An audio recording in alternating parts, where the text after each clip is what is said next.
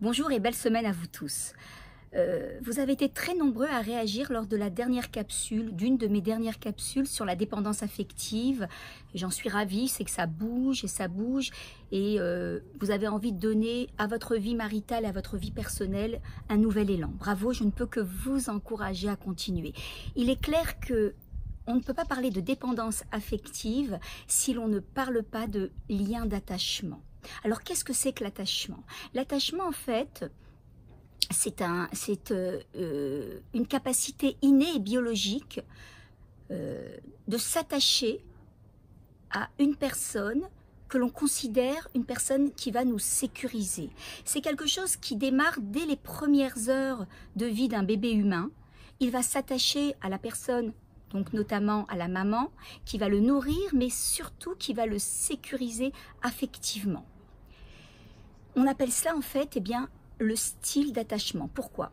On sait que la manière dont je vais m'attacher à mes parents, à la figure parentale qui va s'occuper de moi, de mes besoins, de cette façon, je m'attacherai dans mon couple à mon conjoint, à mon partenaire.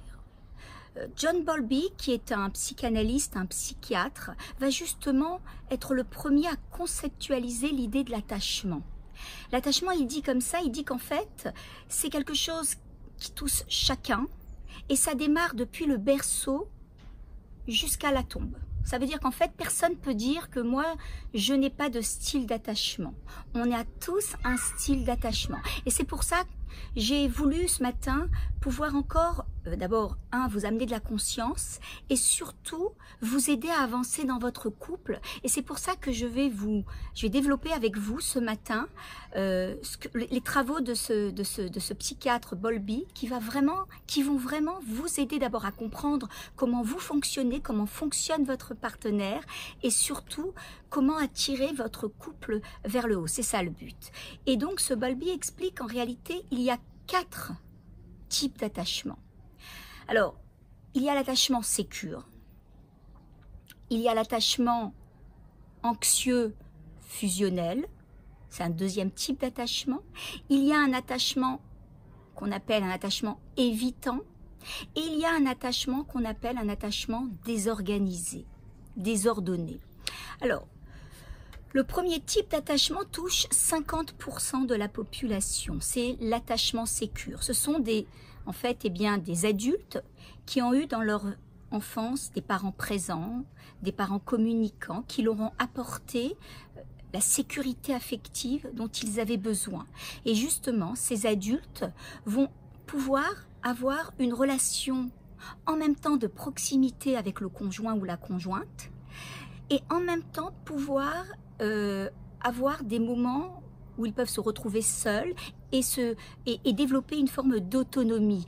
Ces adultes savent nommer leurs émotions, savent nommer leurs besoins et finalement, ils vont arriver à avoir une relation qu'on appelle une relation accordéon. Ils vont pouvoir aller vers l'autre, créer de la proximité, de l'intimité et en même temps pouvoir avoir leur moment à eux et développer une forme d'indépendance. Ça, c'est 50% de la population. Les 50 autres %, c'est un style d'attachement insécure. Et dans ce style d'attachement insécure, il y a 3 sous-types. Alors, ce type d'attachement insécure, en fait, ce sont des adultes, bien sûr, qui dans leur enfance ont eu des parents, des fois peu communicants, peu présents, des parents qui étaient parfois même trop intrusifs, ou des parents qui ont voulu aussi contrôler. Il peut y avoir eu de la maltraitance ou alors des traumatismes psychologiques très très importants. Dans cette catégorie d'attachement insécure, on en a donc 3. Le premier que je vous ai cité tout à l'heure, c'est l'attachement anxieux fusionnel. Cet adulte, en fait, a une blessure qu'on appelle la blessure de l'abandon. Il a peur d'être abandonné, il a peur qu'on ne puisse plus l'aimer. Donc, il a toujours besoin qu'on lui mentionne et qu'on lui montre de l'amour, de l'affection, de l'attention. D'ailleurs, c'est un sujet qui aura beaucoup de mal avec les émotions. C'est-à-dire qu'en fait, il aura beaucoup de mal avec sa gestion émotionnelle, il sera très candidat à l'angoisse, à l'anxiété et surtout, bien sûr, la peur d'être abandonné. D'ailleurs, quand son conjoint va devoir partir en déplacement, il aura beaucoup de mal avec cela. Il l'appellera sans cesse, il lui enverra des textos juste pour savoir que l'autre pense bien à lui. Ça, c'est le premier type d'attachement. Le deuxième type d'attachement, c'est l'attachement évitant. Alors lui, c'est un petit peu différent, c'est le contraire, on va dire même. C'est en fait, eh bien, ça représente 25% de la population. L'attachement anxieux fusionnel touche 20% de la population. L'attachement évitant, lui, touche 25% de la population. Lui, il a eu dans son enfance des parents qui étaient très contrôlants ou parfois aussi en même temps très absent. Hein. Il n'y a pas eu de communication, il n'y a pas eu d'amour. Donc c'est un adulte qui a, un enfant surtout, qui a développé le sens de, on va dire, de l'autonomie, si on peut dire ainsi. Il a en fait, eh bien, il sait qu'il ne peut compter que sur lui-même. Il ne va pas nommer ses émotions, il ne va pas nommer ses besoins. C'est quelqu'un qui a peur d'être étouffé, voilà. Ce qui a peur d'être intrusé. Il a besoin finalement d'avoir son jardin secret, il est peu communicant, il peut être même froid par moments, il a du mal avec cette relation de proximité et d'intimité. Ça, c'est le deuxième type d'attachement. Le troisième sous-type d'attachement, c'est l'attachement désorganisé. Et lui, en fait, c'est un attachement qui est plus rare, plus difficile à gérer puisqu'il touche 5% de la population. Et ce type d'attachement, en fait, ce sont des personnes qui ont connu des parents souvent avec des problèmes psychologiques importants, qui ont fait des burn-out ou qui développaient une addiction. Et en fait, eh bien, cet enfant a développé l'idée que finalement, il ne peut compter sur personne. L'autre peut lui paraître même un danger, donc il va avoir une attitude, je dirais, ambivalente par moment.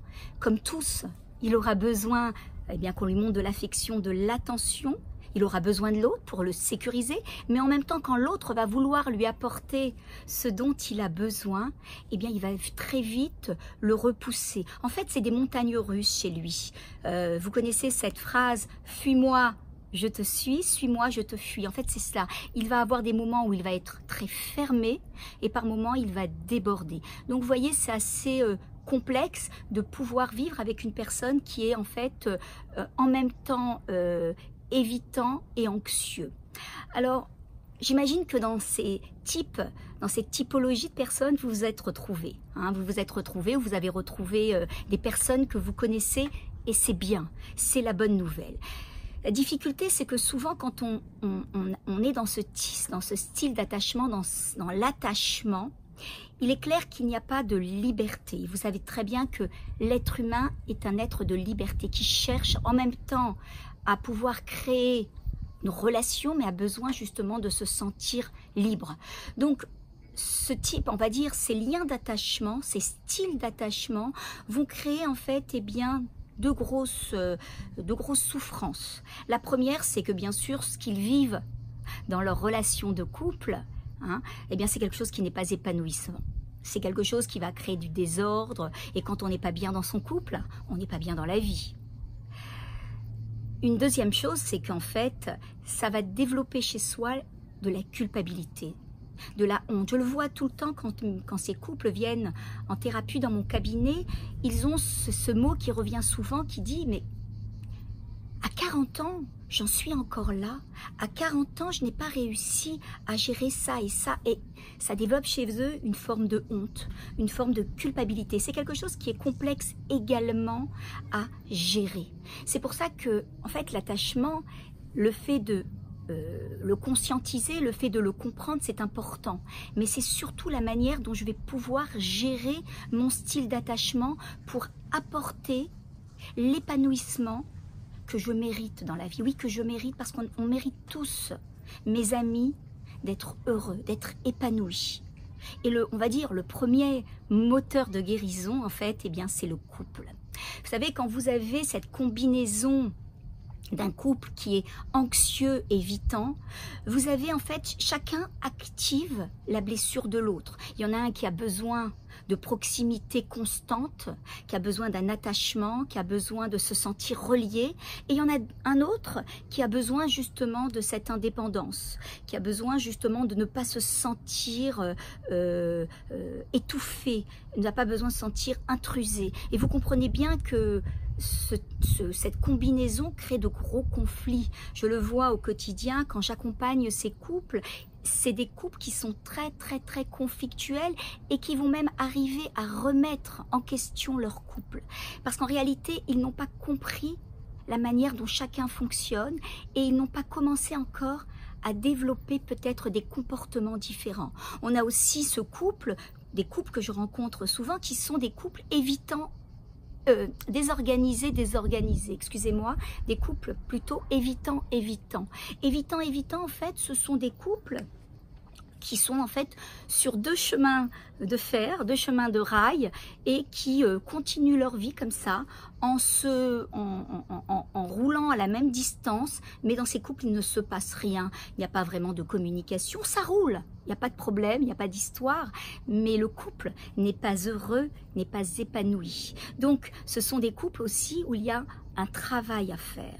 Donc en réalité, je vais vous dire, quand on prend conscience en fait du type d'attachement qui est le nôtre, non seulement ça va vous aider, ça va aider votre conjoint et ça va surtout bien créer cette troisième entité qui est le couple. Moi personnellement dans ma vie ça m'a beaucoup aidé et je peux vous dire que au-delà de ma passion d'accompagner les couples pour pouvoir avancer, on voit réellement de vrais progrès à partir du moment où l'on travaille ces styles d'attachement. On ne peut pas avancer dans un couple sans comprendre en fait quel est le type d'attachement que j'ai, quel est le type d'attachement que mon conjoint a développé.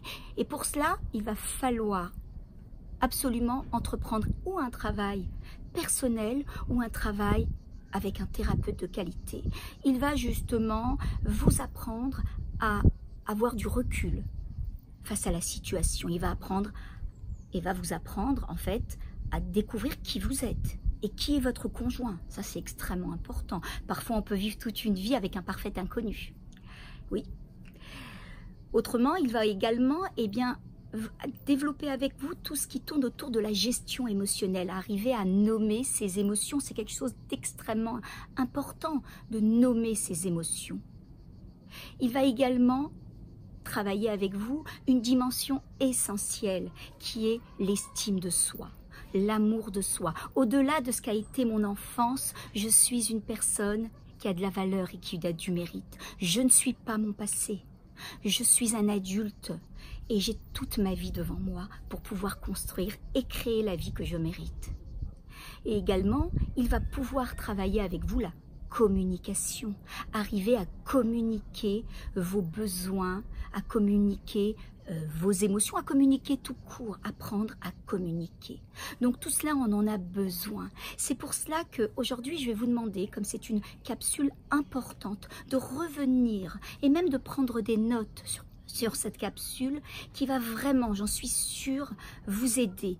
Partagez-la, c'est important de contribuer aussi. Partagez-la avec des gens qui, en fait, en ont besoin, qui ont besoin justement de comprendre leur fonctionnement. Et vous le savez, vous pouvez me retrouver également sur YouTube, vous pouvez me retrouver actuellement sur Instagram. C'est aussi un espace où je jette des petits messages au quotidien. Dans tous les cas, je suis là, je suis avec vous et si vous avez besoin de me questionner, je pourrai répondre avec grand plaisir à vos questions. Le principal, soyez heureux, avancez, évoluez et sachez une chose, c'est que le couple est un vrai moteur de guérison. On va pouvoir guérir toutes ces blessures que l'on a pu développer dans notre vie et ça, c'est génial. Je vous souhaite à tous une belle semaine, de belles vacances et donnez-moi de belles nouvelles. À très bientôt.